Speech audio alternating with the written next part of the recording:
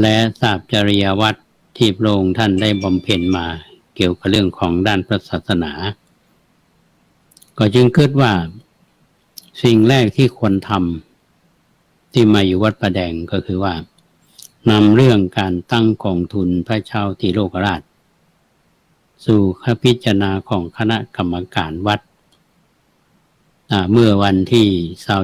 27พฤศจิกายน2543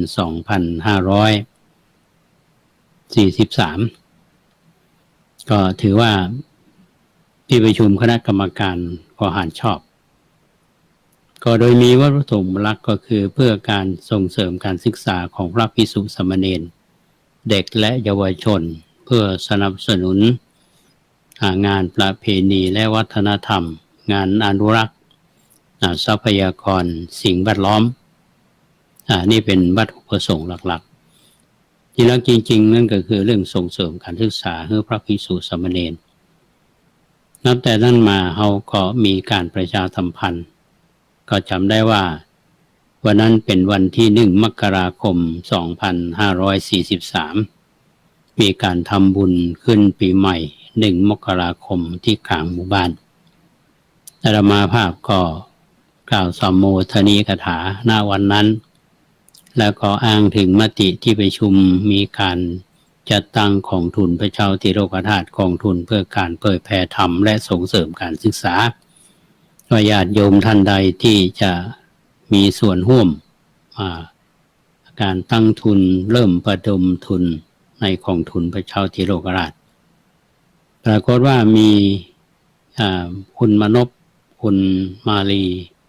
หรือคุณอโนไทยสักคุณวัฒนะซึ่งเป็นลูกบ่าวและลูกสะใภ้ของคุณแม่วัชรีสกุลวัฒนะได้แจ้งความจำนงบริจาคทรัพย์ 1,000 บาทเป็นทุนเริ่มต้นในการตั้งของทุนพระเจ้าติโลกราชจากนั้นมาเราก็ประชาสัมพันธ์บอกบุญไปเรื่อยๆแล้วก็มีคนมาร่วมทำบุญนักผ่องน้อยผ่องตามความเหมาะสมก็ตั้งแต่ 2543 จนถึงณวันนี้ 2562 ท่านผู้ฟังแต่ละปีเนี่ยเราก็มอบทุนการศึกษาให้กับพระเณรที่สอบนักธรรมบาลีและสอบชั้นสามัญและจบและเรียนในมหาวิทยาลัยมหาจุฬาลงกรณราชวิทยาลัยนี่นมาก็ดำเนินการมานี่คือที่มาของกองทุนพระเจ้าติโลกราชกองทุนเพื่อการเผยแผ่ธรรมนั่นคือกิจกรรมที่อาตมาทำนี่คืองานเผยแผ่ธรรมเนี่ยถือว่าเป็นวัตถุประสงค์หลักและส่งเสริมการศึกษาอันนี้เราท่านทั้งหลายได้ฟังกันว่าการสร้างงานใดๆเนี่ยที่มีขึ้นเนี่ยนะมันผ่านกระบวนการในแนวคิดถ้ามีมันจะต้องเชื่อมโยงกับอดีตบุคคลสำคัญนับแต่นั้นมาเนี่ยก็พยายามที่จะให้คนได้ทราบว่าพระเจ้าติโลกราชคือใครจะมีความสำคัญจะใดทุกปีเขาก็จะอู้ถึงเรื่องพระเจ้าติโลกราชช่วงแรกๆนี่อาตมาก็จัดงานว่าวันกองทุนพระเจ้าติโลกราชหรือต่อมาเนี่ยอาจจะใจหลายปีที่วันกองทุนพระเจ้าติโลกราชแต่กิจกรรมที่เราทำก็คือมีการทักษิณานุปทานอุทิศคือกับบุรพกษัตริย์บุรพาจารย์และบุรพชนก็บ่ได้มีแค่เฉพาะพระเจ้าติโลกราชพอต่อมาเขาก็มีการเปลี่ยนว่าวันกตัญญูคำว่ากตัญญูนี่ก็คือกตัญญูต่อบุรพกษัตริย์บุรพาจารย์แล้วก็บุรพชนซึ่งตรงประเด็นซึ่งก็ได้จัดมาอย่างปีที่แล้วนี่เราจัดวันที่26 พฤษภาคม 2562 61เพราะปีนี้เขาก็จัดวันที่26 พฤษภาคม 2562เป็นปีที่610 ปี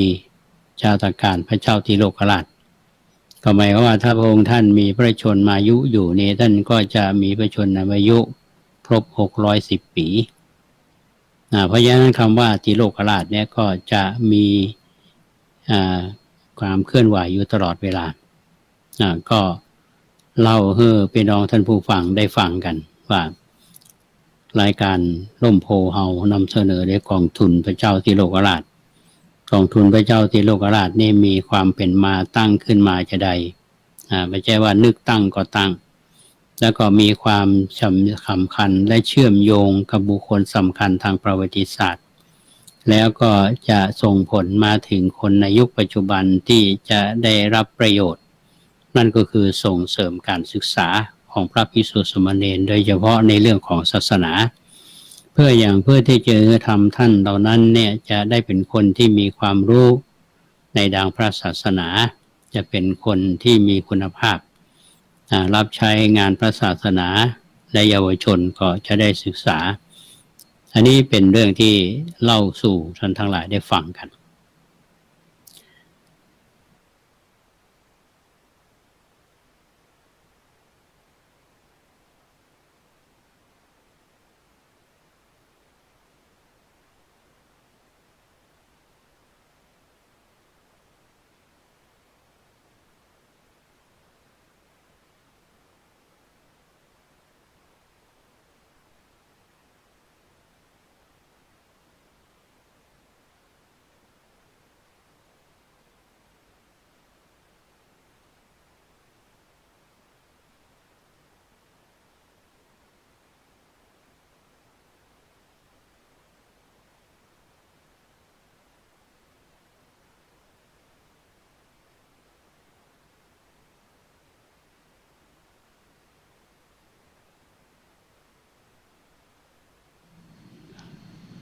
ได้หันธรรมก็หมายความว่าสถูปนี้สร้างขึ้นมาเพื่อที่อุทิศแก่ผู้เห็นธรรมในที่นี้ก็หมายถึงพระอัญญาโกณทัญญะเป็นผู้เห็นธรรมเป็นครั้งแรกเพราะฉะนั้นสถูปเนี่ยก็เป็นเชิงสัญลักษณ์คือว่าเป็นอนุสรณ์เพื่อที่จะรำลึกถึงการแสดงธรรมจักรปวัตนสูตรท่านทั้งหลายได้ฟังผ่านไปละที่อาตมาได้ทำในที่นี้ก็หมายถึงพระอัญญาโกณทัญญะเป็นผู้เห็นธรรมเป็นครั้งแรกเพราะฉะนั้นสถูปเนี่ยก็เป็นเชิงสัญลักษณ์คือว่าเป็นอนุสรณ์เพื่อที่จะรำลึกถึงการแสดงธรรมจักรปวัตนสูตรท่านทั้งหลายได้ฟังผ่านไปละที่อาตมาได้ทิ้งท้ายไว้ว่าปาอิสิปตนะมฤคทายวันเนี่ยเป็นจะใดปัจจุบันนี้จึงฮ้องว่าสารนาถ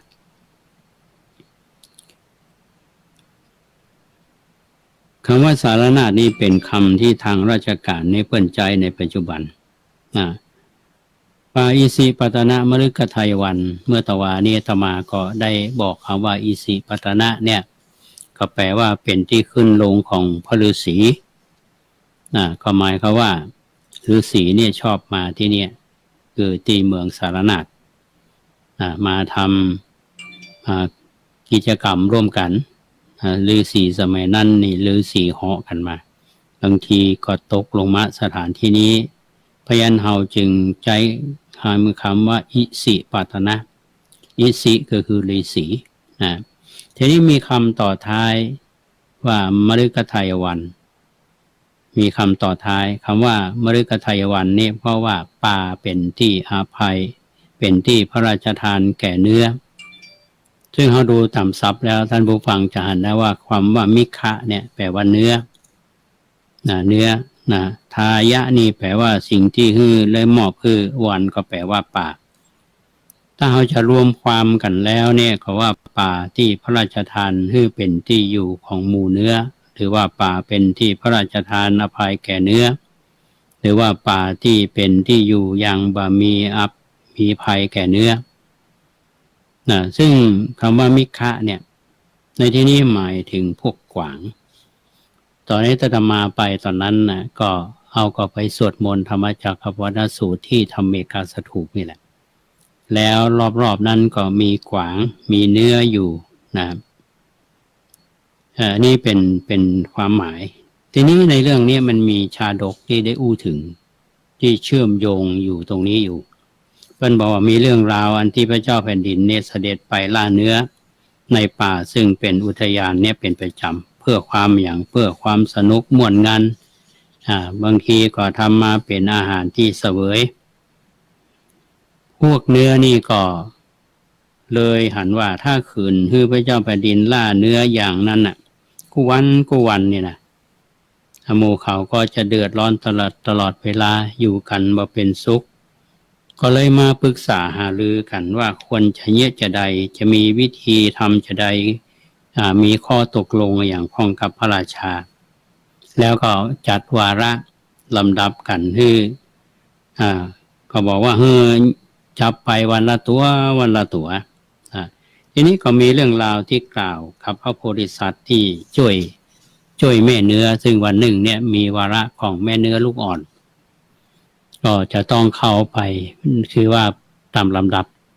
พระโพธิสัตว์นี่ก็เอาตัวเก่าเนี่ยเข้าไปแทนแล้วก็ขอคือฆ่าตัวเองก็คือฆ่าพระโพธิสัตว์เนี่ยและยอมสละชีพเพื่อที่จะสงวนชีวิตของ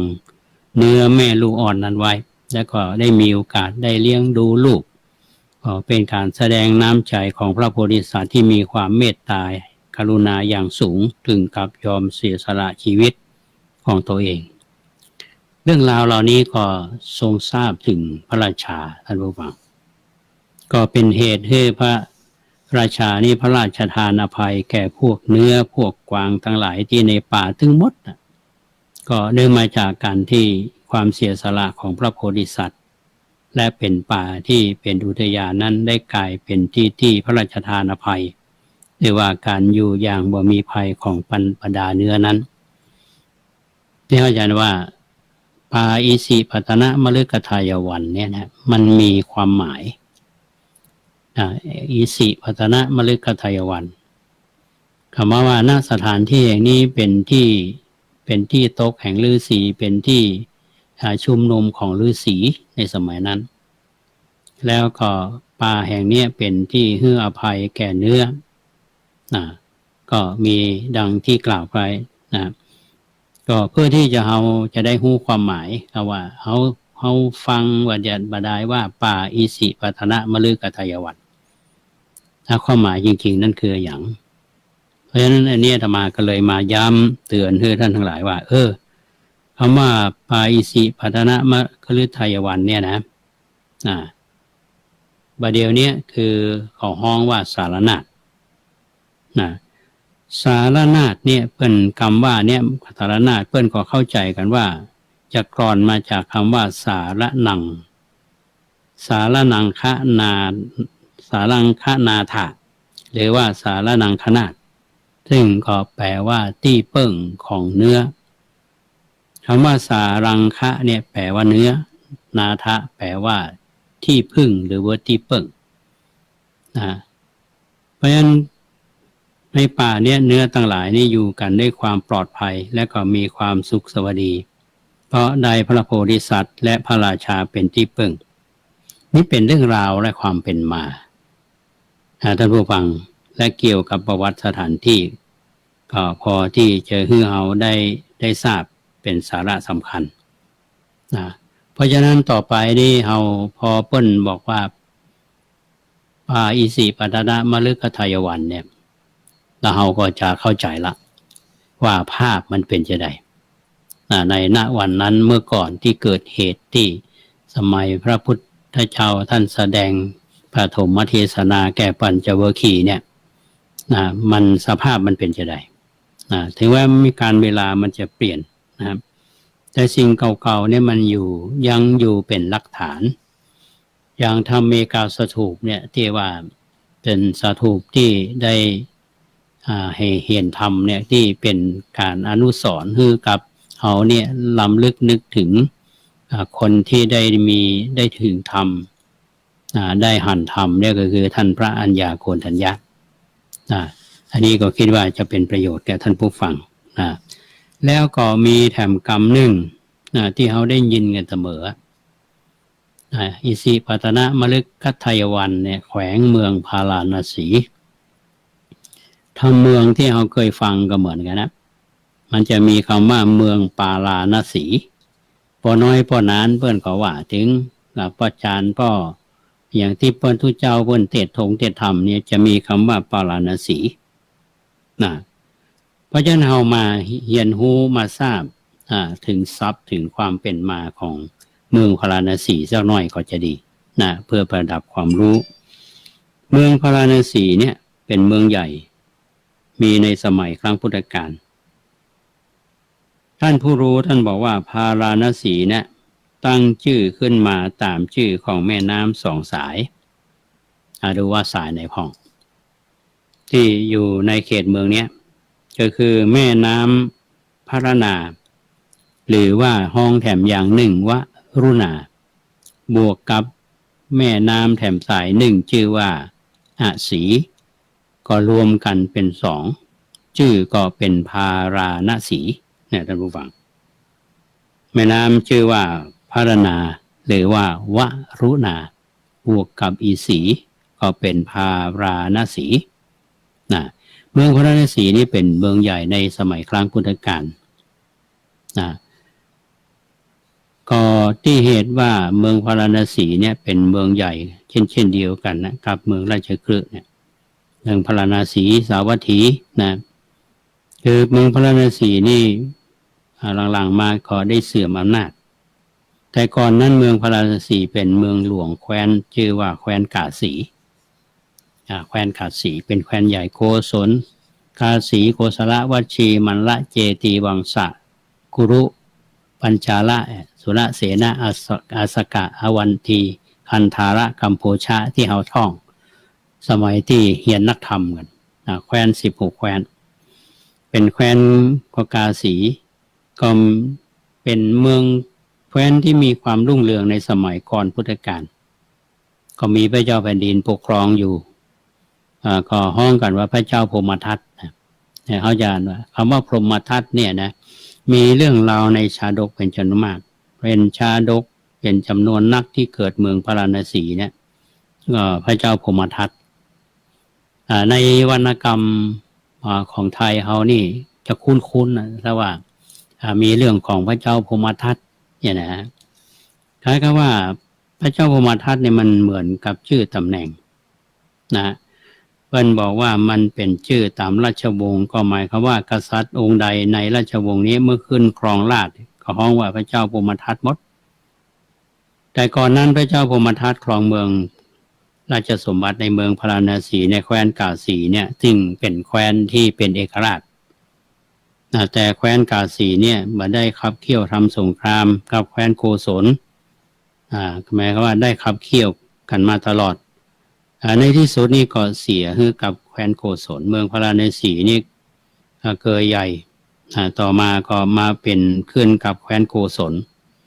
เมืองพาราณสีเนี่ยมีชื่อห้องสองอย่างท่านผู้ฟังบางทีเพิ่นก็ห้องว่ากาสีนครบางทีก็ห้องว่ากาสีปุระหรือว่ากาสีบุรีเพราะฉะนั้นเมืองพาราณสีนั้นแม้ว่าจะหมดสภาพที่เป็นเมืองหลวงไปก็ยังเป็นศูนย์กลางของศาสนาพราหมณ์ยิ่งกว่านั้นในเมืองพาราณสีนี่ยังเป็นเมืองที่แปลกมีชื่อที่มั่นคงปัจจุบันนี้ก็ยังฮ้องว่าพาราณสีอยู่ท่านผู้ฟังก็ต่างจากเมืองอื่นนะครับเมืองราชคฤห์นี่ก็หมดชื่อไปละเมืองราชคฤห์นี่เป็นเมืองที่พระเจ้าพิมพิสารท่านปกครองอยู่และพระเจ้าอาชาติศัตรูปัจจุบันนี้เหลือแต่ชื่อในโบราณคดีแต่ก็มีคำที่ใช้ในโบราณคดีตอนละมาเดี๋ยวนี้จะบ่มีใจละทีนี้มีแห่งกรรมหนึ่งเมืองสาวัตถีท่านผู้ฟังคือถ้าว่าจะว่าโดยประวัติศาสตร์แล้วเนี่ยตามโบราณคดีแล้วคำว่าสาวัตถีเนี่ยก็เป็นเมืองใหญ่เป็นเมืองที่มาอยู่หลายพันปีมีชื่อฮ้องไปเพราะฉะนั้นใน ในเมืองนี้มันมีมหาวิทยาลัยเป็นห้องว่ามหาวิทยาลัยพาราณสีหรือเรารู้จักกันในนาม Banaras Hindu University หรือว่าที่ท่านเป็นศิษย์เก่านะจะห้องว่า BHU BHU นี่ก็โหละ B ก็คือ Banaras BH คือ Hindu U ก็คือ University อันนี้เป็นมหาวิทยาลัยที่สำคัญที่บ่งชี้ถึงความสัมพันธ์ระหว่างศาสนาฮินดูกับเมืองพาราณสีท่านที่เคยไปเมืองพาราณสีเนี่ยจะหันในสภาพการนี้นะฮะเพราะฉะนั้นอาตมาภาพก็นำมาเล่าสู่ท่านทั้งหลายเพื่อให้เราถ้านึกถึงว่าพระพุทธเจ้าท่านได้แสดงปฐมเทศนาคือแสดงธรรมจักรปวัตตนสูตรแก่ปัญจวัคคีย์ทั้ง5ที่ป่าอิสิปตนะมฤคทายวันแขวงเมืองพาราณสีในปัจจุบันนี้ห้องวัดสารนาถอันนี้ก็เป็นการต่อเนื่องมาจากที่ตะวาและเชื่อมโยงมาจากที่ก่อนนะครับซึ่งก็เข้าใจว่าท่านผู้ฟังที่ฟังและศึกษาเรื่องนี้นะเอามาย้ำกันว่าเพื่อที่จะให้เราได้กระตุ้นเตือนนึกถึงสถานที่สำคัญที่เกี่ยวข้องกับทางพระพุทธศาสนาอันนี้ก็มีเจตนาอย่างนั้นนะอาตมาปะกับท่านผู้ฟังมาในช่วงแรกของรายการร่มโพวันนี้นะก็คงจะได้พักเบรกก่อนเนาะพักเบรกฉันน้ำฉันท่าตะกี้นี้ได้ฝนได้ตกออกมานะที่วัดประแดงมหาวิหารก็น่าจะเย็นขึ้นละตกก็ปริมาณน้ำฝนก็พอสมควรก็คิดว่าฝนก็คงจะตกทั่วในเมืองเชียงใหม่ฮ้อนตะกี้นี้ไปประชุมที่วัดพระสิงห์มามีการทำสามีจิกรรมพระเถระซึ่งมีพระพรหมมงคลเป็นประธานแล้วมีพระเถระผู้ใหญ่ที่มาทำกิจกรรมวันนี้ส่วนในรายละเอียดจะเป็นอย่างไรก็น่าจะอู้กันในช่วงท้ายของรายการในช่วงนี้ก็ขอท่านผู้ฟังได้พักกรรมพักสักกรรมหนึ่งเดี๋ยวเราก็มาปะกัน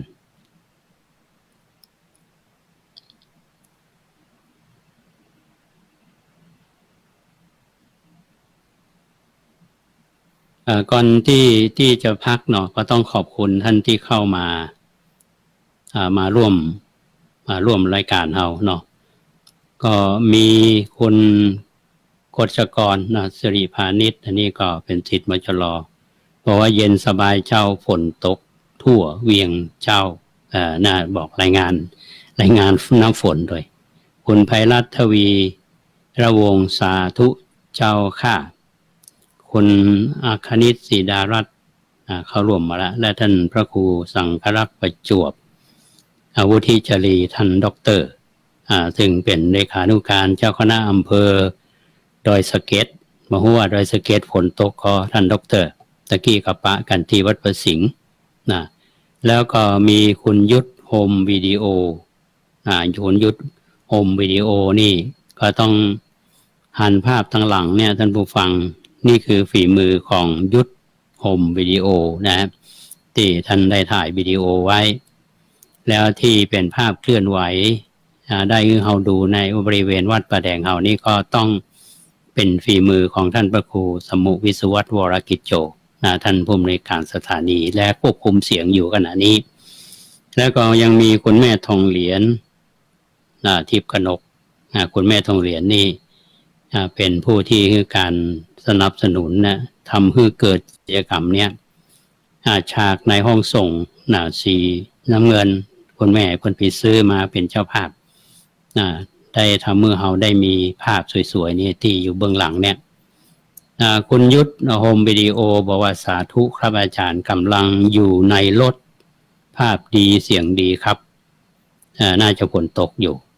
นะแล้วก็มีส่งเสริมแสงทอง ส่งเสริมแสงทองท่านด็อกเตอร์โอ้โหอยู่ที่มหาจุฬาว่ามาจุฬามาทำงานครับวันนี้วันติดเนาะแล้วก็มีวันเพ็ญวันเพ็ญทีพีเนี่ยอย่างโมเนี่ยวันเพ็ญนี่รองนายกวันเพ็ญหรือเปล่าหรือรองวันเพ็ญไหนมีหลายวันเพ็ญและวัดหนองเตาคำป่าไผ่โอ้หลวงพ่อตะกี้ก็เจอกันที่วัดพระสิงห์อยู่แล้วก็มีท่านสมุวิศวัตวรกิจโจก็เข้าร่วมไว้คนแม่ต้องเรียนบอกว่าสาธุกำลังดูอยู่ฝนตกอากาศดีสาธุเจ้าแล้วก็มีคุณสาโรจน์สกุลวัฒนะอันนี้เป็นลูกของคุณแม่วัชรีเป็นน้องของคุณมานพสกุลวัฒนะที่บริจาคเงินจำนวนก้อนแรก 1,000 บาทเนี่ยที่ตั้งกองทุนพระเจ้าทิโลกราชแล้วก็มีหลายท่านแล้วก็มีด็อกเตอร์กำพลณวันนี่คิดถึงบรรยากาศอยู่ว่าอาจารย์ทองสงนี่ไปอยู่ที่หนองคายละลืมเชียงใหม่ละและท่านอรุณโชติปัญโยอรุณโชติปัญโยอันนี้ถ้าอย่าอรุณไม่ลืมฮอก้าเนาะจะมีอรุณนี่แล้วก็ท่านอาจารย์พี่นันพี่นันอันนี้ก็ศิษย์หมอเก่ามจรรุ่นลายครามเป็นศิษย์วัดมหาพุทธารามท่านก็เป็นขึ้นมาเชียงใหม่มั่วอยู่กรุงเทพหรือเชียงใหม่ตัวนี้แล้วคุณอัญชลีเจริญพันธ์ท่านเลขานุการกลุ่มหนุ่มสาวจังหวัดเชียงใหม่และท่านพระครูสมุเสนะสุวิโชอันนี้หลายท่านเข้ามาดูเนาะตอนนี้ก็ขอพักได้กินน้ำกินท่าก่อนจะท่านผู้ควบคุมเสียงกิติมศักดิ์คือท่านพระครูสมุวิศวัตวรกิจโจเนาะก็จะมีเพลงให้ฟังสักกัมหนึ่งแล้วเอามาปะกันและอาตมามีเรื่องที่จะเล่าถึงเรื่องถ้ำนะเรื่องถ้ำที่ไหนหัวและสำคัญจะใดและเกี่ยวข้องกันจะใดขอเชิญทุกท่าน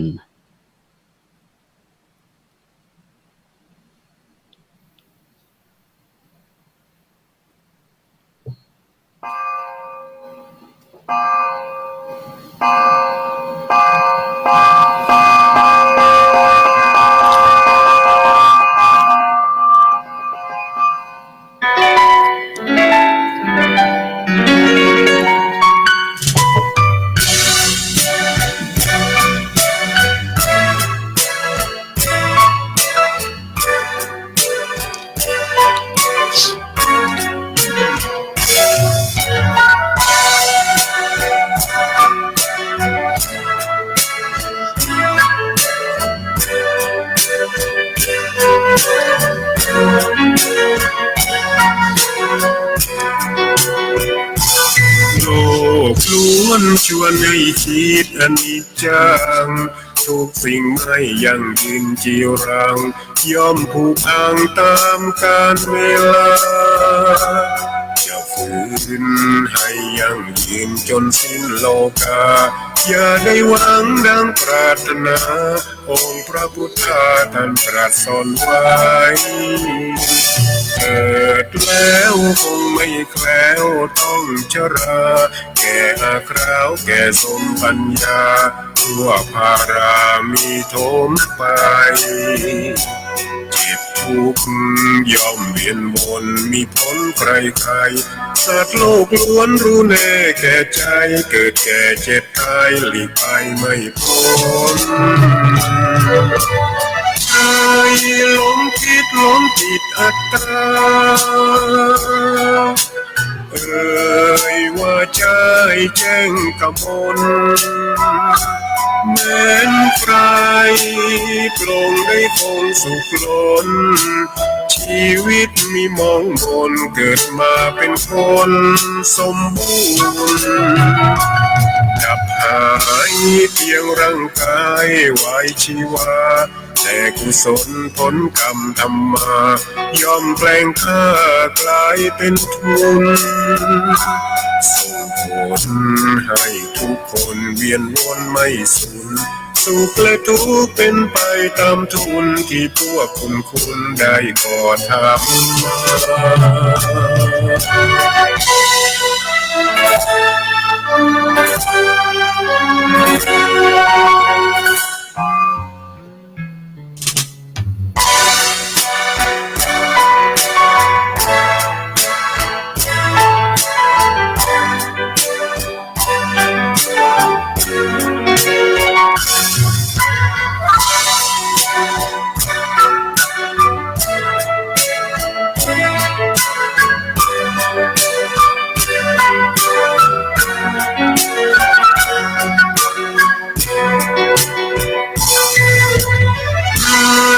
หลงคิดหลงผิดอัตตา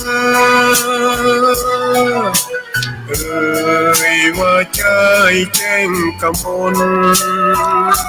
แม้นใครกลงได้คงสุขล้นชีวิตมีมองมนเกิดมาเป็นคนสมบูรณ์ดับหายเพียงร่างกายไว้ชีวาแต่กุศลผลกรรมทำมาย่อมแปลงค่ากลายเป็นทุนส่งผลให้ทุกคนเวียนวนไม่สูญสุขและทุกข์เป็นไปตามทุนที่พวกคุณได้ก่อทำมาท่านผู้ฟังทุกท่านกำลังติดตามรับฟังรายการร่มโพธิ์ตั้งสถานีวิทยุสาธารณะจังหวัดเชียงใหม่ FM 92.25 เมกะเฮิรตซ์อาตมาภาพพระครูโกสิทธิ์ปริยัติยาภรณ์เป็นผู้ดำเนินรายการวันนี้ก็นำเรื่องเกี่ยวกับเรื่องสถานที่ที่พระพุทธเจ้าได้แสดงปฐมเทศนามาเล่าท่านทั้งหลายได้ฟังกันในแง่ของประวัติศาสตร์ในเรื่องของภาษาและวัฒนธรรมก็คงจะเกิดประโยชน์แก่ท่านทั้งหลายก็วันนี้ดังที่ได้อู้สู่ท่านทั้งหลายได้ฟังกันที่วัดพระสิงห์วรมหาวิหารทางคณะสงฆ์จังหวัดเชียงใหม่ได้จัดกิจกรรมเจริญพุทธมนต์ถวายเป็นพระราชกุศลแด่พระบาทสมเด็จพระเจ้าอยู่หัวสมเด็จพระนางเจ้าพระบรมราชินีนาถสมเด็จพระพันปีหลวงและสมเด็จพระราชินีวันนี้ก็เป็นการทำสามีจิกรรมที่บรรดาพระเจ้าประสงค์ทางจังหวัดเนี่ยมาประชุมกันมีหลวงพ่อพรหมมงคลเป็นประธานมีเจ้าคณะจังหวัดรองจังหวัดเจ้าคณะอำเภอรองเจ้าคณะอำเภอเจ้าคณะตำบลรองเจ้าคณะตำบลเจ้าวาดร่วมกิจกรรมกันอย่างอบอุ่นในท่ามกลางอากาศอันร้อนเมื่อตอนบ่ายที่ผ่านมาก็หลังจากที่ทำกิจกรรมสามีกิจกรรมแล้วนี่ก็มีการประชุมงานของคณะสงฆ์มีเรื่องสำคัญหลายเรื่องเราจะมาค่อยๆนำเรื่องนั้นมาพูดสู่ท่านทั้งหลายได้ฟังกันในโอกาสต่อไปนะรายการร่มโพธิ์ที่นำเสนอแก่ท่านทั้งหลายเนี่ยนะท่านที่ฟังอยู่ทางบ้านอยากจะมีส่วนร่วมอาตมาจะเปิดสายให้ท่านทั้งหลายได้ฟังกันหลังจากที่อาตมาเสนอข่าวคณะสงฆ์พอสมควรแล้วเนี่ยนะท่านจดเบอร์ไว้ก่อนก็ได้เนาะหรืออาจจะติชมหรือว่าให้กำลังใจคนเฒ่าจัดรายการก็ได้053ขออภัย052000636อันนี้เบอร์ของสถานีนะครับ052000636อันนี้จะเปิดสายให้ท่านได้โทรมันก็แจ้งคนกันรับฟัง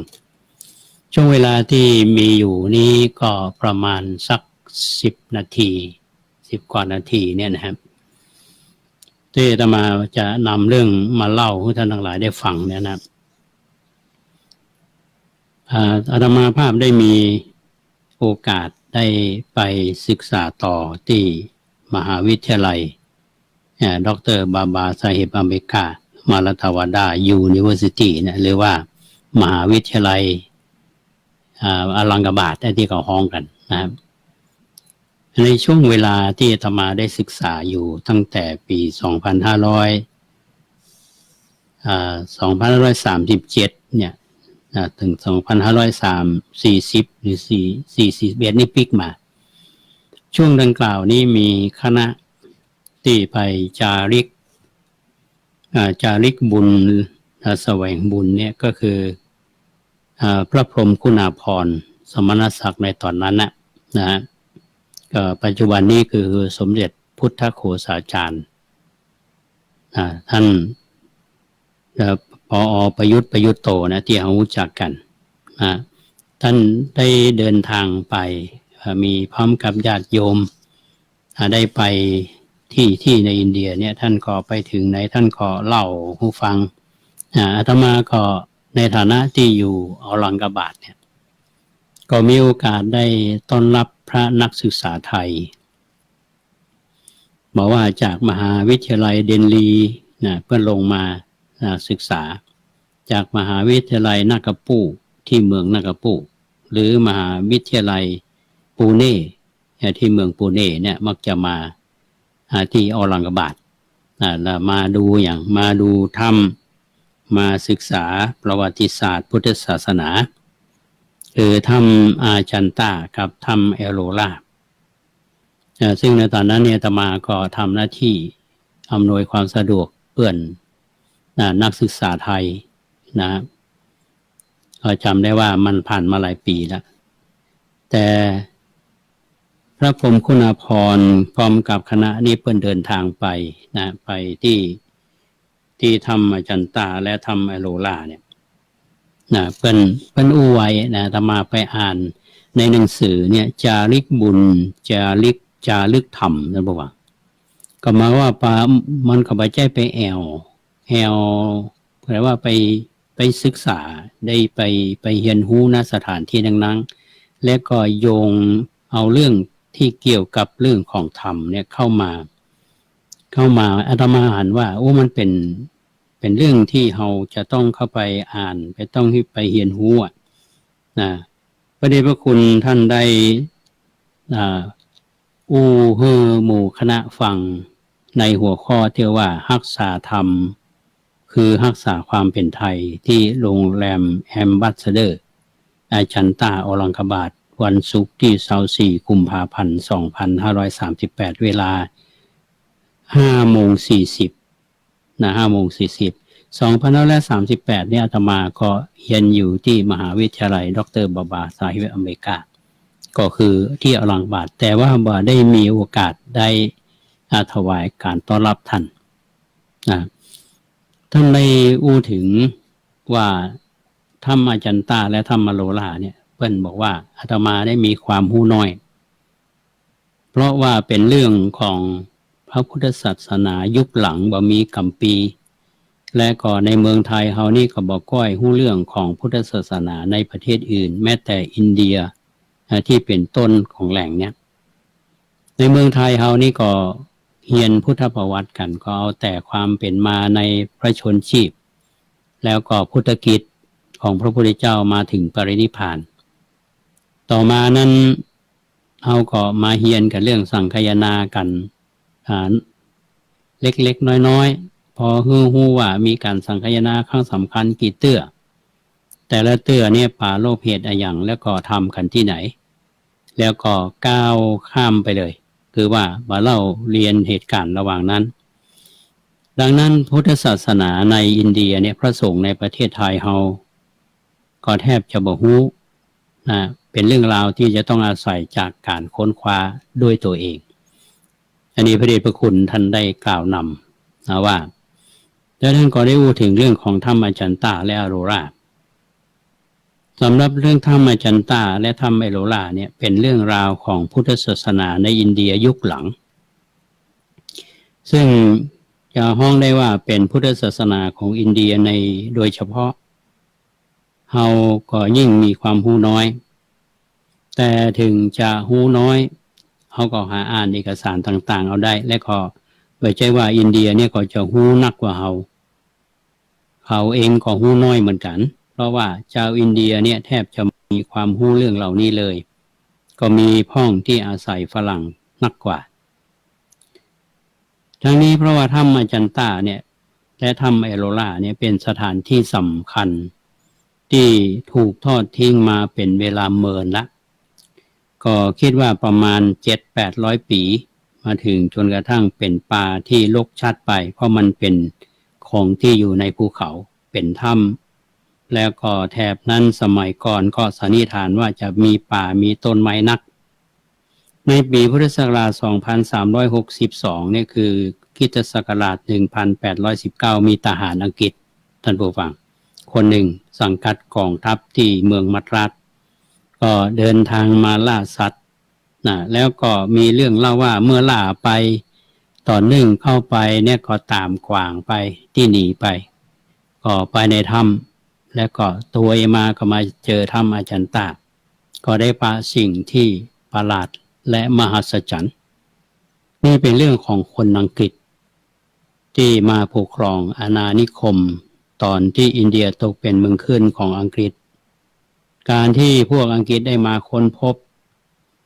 ก็แสดงให้ว่าชาวอินเดียบ่มีความรู้ในเรื่องนี้เลยหรือเมื่อชาวอังกฤษค้นพบแล้วก็ได้เข้ามาศึกษาค้นคว้าวิชาการแบบโบราณคดีเรื่องนี้ก็ทำนองเดียวกันกับสถานที่สำคัญทางพระพุทธศาสนาก็จะเทียบว่าในอินเดียทั้งหมดเนี่ยที่ถูกทอดทิ้งรกร้างไปหมดแล้วจนคนอินเดียเองก็บ่รู้จักเลยแต่เรื่องของพระเจ้าอาโศกที่ปัจจุบันเนี่ยก็รู้กันว่าเป็นที่ยิ่งใหญ่ที่สุดในประวัติศาสตร์ของอินเดียก่อนที่อังกฤษจะมาปกครองคนอินเดียบ่รู้จักพระเจ้าอาโศกมหาราชก็หมายความว่าได้ทิ้งพระองค์ไปเลยอดีตแห่งประวัติศาสตร์หมดสถานที่สำคัญและหลักฐานทั้งหลายหลักศิลาจารึกเป็นต้นเหล่านี้ก็ถูกค้นพบโดยฝรั่งอังกฤษทั้งนั้นความรู้เรื่องราวของพุทธศาสนาในยุคเก่าๆถ้ามองในแง่หนึ่งก็เป็นหนี้ของวิชาการนักประวัติศาสตร์และนักโบราณคดีของตะวันตกก็คือพวกอังกฤษที่มากมายเมื่อศึกษาค้นคว้ากันไปเนี่ยถ้ำอาจันตาและโลลาก็ได้ความรู้มาสมควรเรื่องที่จะอู้ต่อไปเนี่ยก็เป็นส่วนหนึ่งที่จะอู้ตามที่เขาได้ค้นคว้ากันมาซึ่งโดยมากก็เป็นเรื่องของการสันนิษฐานยังไม่มีความรู้ที่ชัดเจนอย่างใดก็ตามการสันนิษฐานนั้นก็มีเหตุผลอยู่พอสมควรแล้วเมื่ออู้ไปตามนั้นก็เป็นเรื่องของทางประวัติศาสตร์ก็จะนักไปทางศิลปะและเรื่องของโบราณคดีทีนี้พระเดชพระคุณท่านได้เล่าไว้นะท่านผู้ฟังว่ามันคือเหตุผลน่าฟังนะว่าเรื่องราวเหล่านี้เราต้องเป็นหนี้บุญคุณของชาวอังกฤษนักโบราณคดีที่เขาได้ค้นพบสิ่งเหล่านี้เพราะอย่างสมัยนั้นเนี่ยท่านผู้ฟังอินเดียตกเป็นเมืองขึ้นของอังกฤษปกติคนที่ถูกปกครองเนี่ยมันก็มีอิสระอย่างที่จะไปค้นคว้าอาตมาว่าก็เป็นสิ่งที่ถูกต้องนะเพราะฉะนั้นคนที่สนใจเรื่องศิลปะก็น่าศึกษาผู้ที่จะมาที่ถ้ำอาจันตานะครับตรงนี้อาตมาคือไปเนี่ยเราก็บ่ได้ศึกษาอย่างท่องแท้เอาไปในฐานะที่เป็นนักศึกษาที่มีเวลาก็เหมือนกับว่าเราได้ไปเรียนรู้ในเชิงของวิชาการที่ลึกๆจริงๆนะเราก็บ่ได้ทราบนะครับเพราะฉะนั้นการที่อาตมาเอาเรื่องนี้มาเล่าสู่ท่านทั้งหลายฟังเนี่ยเป็นการเรียนรู้ร่วมกันนะท่านผู้ฟังอาตมายอมรับเลยว่าในบางเรื่องเนี่ยที่นำมาเล่าให้ท่านทั้งหลายได้ฟังกันเนี่ยทางสถานีเนี่ยบอกว่าจะเป็นเรื่องของพระเจ้าอโศกก็ดีน่าจะเป็นเรื่องราวของ มหาอุปคุตก็ดีหรือเรื่องการเผยแพร่พุทธศาสนาในสมัยของพระเจ้าอโศกก็ดีเนี่ยเฮาเรียนในประวัติศาสตร์พุทธศาสนาแต่เพียงผิวเผินถ้าพอมาศึกษาจากหนึ่งตำรับตำราหนังสือหลังหาหรือครูบาอาจารย์เพิ่นเขียนไว้นี่ก็ทำให้เราได้มีความรู้เพิ่มขึ้นและก็นำมาถ่ายทอดเพราะฉะนั้นอาตมาก็จะได้นำเรื่องของธรรมจันตาและอโลราเนี่ยเล่าให้ท่านทั้งหลายได้ฟังกันอาจจะในรายการล่มโพหรือว่าอาจจะมีรายการพิเศษอย่างที่อาตมาเคยปฏิบัติกันมาเนี่ยวันที่ว่างเนี่ยก็มาทำรายการสดก็ถ่ายทอดไปให้ท่านทั้งหลายได้ฟังกันอันนี้ก็วันนี้จะยุติเนื้อหาที่นำเสนอไว้เพียงแค่นี้ก่อนเพราะดูเวลาแล้วเวลาเหลืออยู่ประมาณ6-7 นาทีนะครับในช่วงท้ายของรายการนี้ก็อยากจะประชาสัมพันธ์ให้ท่านทั้งหลายได้ทราบกิจกรรมของทางคณะสงฆ์นะครับซึ่งการประชุมตอนท้ายการทำสามีจิกรรมวันนี้มีอันหนึ่งคือเรื่องของการโครงการหมู่บ้านรักษาศีล 5ที่พระพรหมเสนาบดีเนี่ยท่านในฐานะที่เป็นประธานคณะกรรมการขับเคลื่อนโครงการหมู่บ้านศีล 5รักษาศีล 5ประจำคนเหนือเนี่ยท่านได้ไปอยู่ทั่วประเทศแล้วก็จะมาจัดกิจกรรมมาติดตามงานของหมู่บ้านรักษาศีล 5ในอำเภอแม่ริมที่วัดกุมภาประดิษฐ์แล้วก็วัดหัวลินที่อำเภอสันป่าตองในวันที่1 สิงหาคม 2562ที่จะถึงเนี้ยนะครับก็ท่านจะไปเริ่มที่วัดกุมภาประดิษฐ์ก่อนของที่อำเภอแม่ริมแล้วก็จะมาที่วัดลำเปิงตะโพธารามจากเขตจากลำเปิงแล้วท่านก็จะไปที่วัดหัวลินที่อำเภอสันป่าตองในฐานะที่วัดลำเปิงเนี่ยถือว่าเป็นสำนักปฏิบัติธรรมซึ่งมีผู้ที่มาปฏิบัติธรรมเนี่ยปีหนึ่งเนี่ยทั้งชาวไทยและต่างประเทศซึ่งอยู่ในความดูแลของพระเดชพระคุณทศคุณพระภาวนาธรรมาภิรัตน์และสิ่งหนึ่งนั้นที่ได้ในที่ประชุมวันก่อนเนี่ยได้ถึงเรื่องของการก็เรียกว่าโครงการสัมมาชีพเพราะฉะนั้นในวันที่1 สิงหาคม 2562เนี่ยก็มีกำหนดการทำบุญพิธีเปิดป้ายโครงการสัมมาชีพหมู่บ้านรักษาศีล 5ต้นแบบโดยพระพรหมเสนาบดีเจ้าคณะภาค7เจ้าวาดวัดปทุมคงคาราชวรประธานคณะกรรมการขับเคลื่อนโครงการหมู่บ้านศีล 5พระพรหมมงคลที่ปรึกษาเจ้าคณะภาค7เจ้าวาดวัดพระธาตุสีจอมตองประธานขับเคลื่อน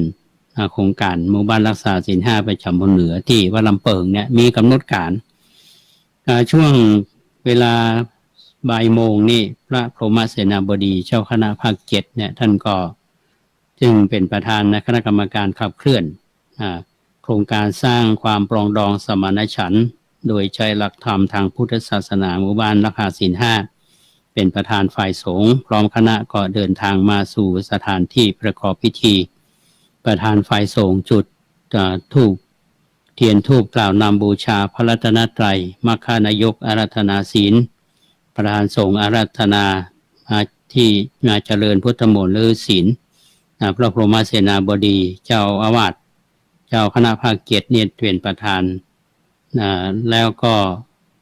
พระพรหมมงคลที่ปรึกษาเจ้าคณะภาค7ร่วมกันในพิธีเปิดป้ายในโครงการสัมมาชีพหมู่บ้านรักษาศีล 5ต้นแบบพระสงฆ์ที่รัตนามาเจริญชัยมงคลคาถาถวายทายธรรมประสานสงฆ์กล่าวสมโภชนียคาถาพระสงฆ์อนุโมทนาคือปอนตรวจน้ำรับพรเมตแผ่เมตตาเป็นศีลพิธีธรรมาภาพก็ขอเชิญชวนทั้งคณะสงฆ์คณะศรัทธาประชาชนศิษยานุศิษย์ร่วมบำเพ็ญ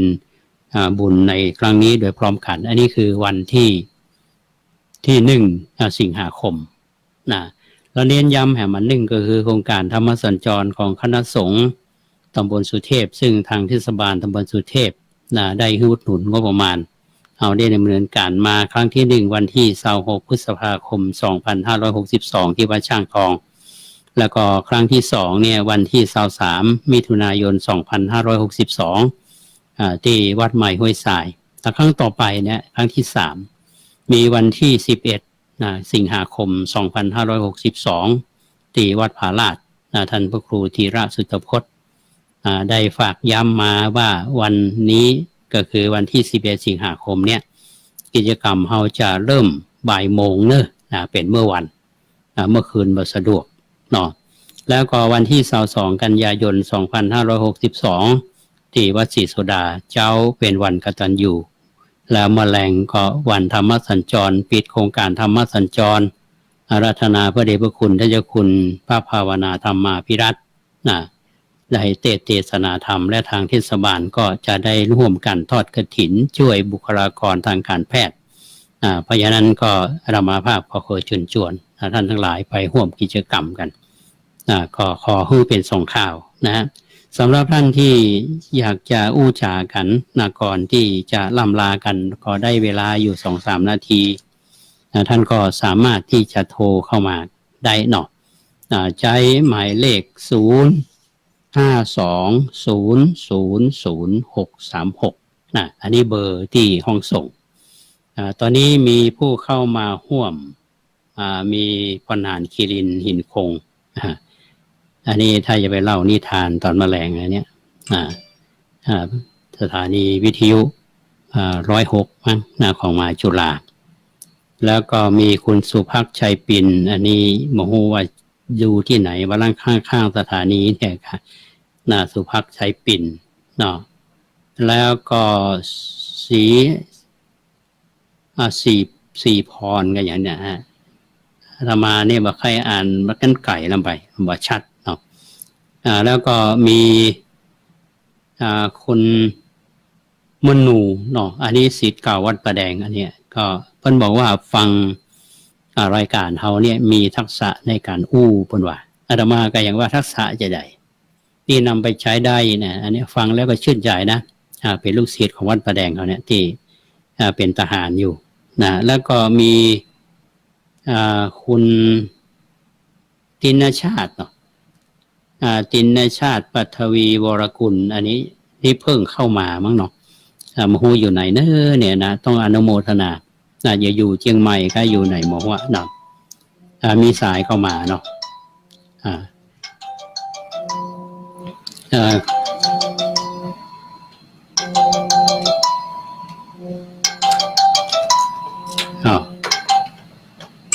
เจริญพร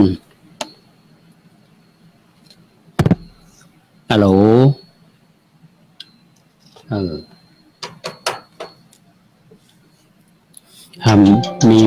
มีสายเข้ามาเนาะ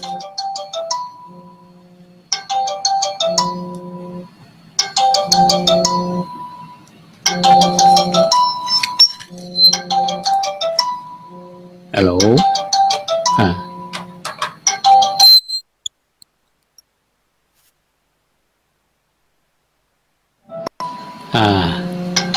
พอดีสายเข้ามาเนาะก็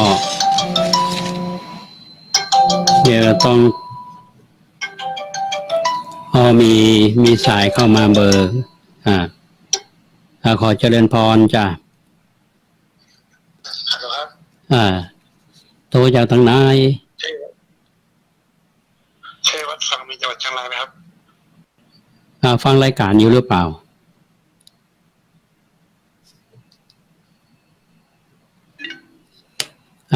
มีคนโทรเข้ามาทางเบอร์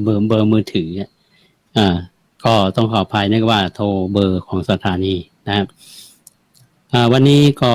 ขออนุโมทนากับทุกท่านนะที่เข้าร่วมฟังรายการเรานะวันนี้อาตมาก็นำเรื่องของวันอาสาฬหบูชาเนาะที่ช่วงท้ายแรกรายการในตอนท้ายก็เล่าเรื่องของ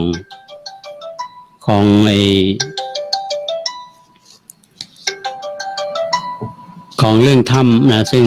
อาตมาก็ไปเก็บความมาก็หันว่าเป็นเรื่องที่ดีนะที่พระเดชพระคุณท่านพระพรหมคุณาภรณ์เนี่ยท่านไปแล้วก็มีการบันทึกเป็นเอกสารในจารึกบุญและจารึกธรรมก็จะนำมาเสนอท่านทั้งหลายในโอกาสต่อไปเนาะ ก็ต้องขออนุโมทนากับพี่น้องท่านผู้ฟังทุกท่านที่รับฟังรายการนี้และติดตามได้ดีเสมอมาหรือว่าท่านอาจสามารถที่จะฟังในคลื่นกึ่ง104.5ก็น่าจะถ่ายทอดด้วยกันในตอนนี้อยู่หรือว่าบางเวลาเนี่ยก็จะนำมาปะกับท่านผู้ฟังอาจจะนำมาเล่าในรายการพิเศษนะจะได้มีเวลาหลายๆชั่วโมงนะก็จะทำให้ท่านทั้งหลายได้รับความรู้กันไปเพราะฉะนั้นสิ่งที่ท่านฟังเนี่ยมันมีรู้สึกเป็นจะใดพ้องในความเห็นของท่านนะก็แสดงความคิดเห็นคือข้อแนะนำมาติชมได้นะก็ยินดีที่จะรับฟังและแถมอาการหนึ่งนั่นที่ช่วงนี้อาตมากำลังทำไลฟ์สดเนี่ยที่จะมีการสัมภาษณ์บุคคลอาจจะเป็นพระเถระหรืออาจจะเป็นครูบาอาจารย์ในมหาวิทยาลัยหรือนักวิชาการท่านใดเนี่ยนะซึ่งได้ทดลองทำมาเมื่อตะวานี้ก็ได้สัมภาษณ์ท่านพระครูประหลัดสุชาติท่านประหลัดสุชาติสุวัฒโกที่วัดห้วยบงเนาะก็พยายามที่จะปรับปรุงอยู่ท่านให้กำลังใจติชมมาได้วันนี้ก็เลยเวลามาละสักกรรมหนึ่งเขาก็จะได้ฟังข่าวจากสถานีวิทยุกระจายเสียงแห่งประเทศไทยหรือท่านใดที่จะโทรศัพท์กันเป็นส่วนตัวนี่ท่านก็สามารถโทรหาอาตมาได้เนอะ0818815690วันนี้รำลาท่านผู้ฟังไปก่อนเนาะขอบคุณท่านพระครูสมุวิศวัตรมาณโอกาสนี้ครับขอเจริญพร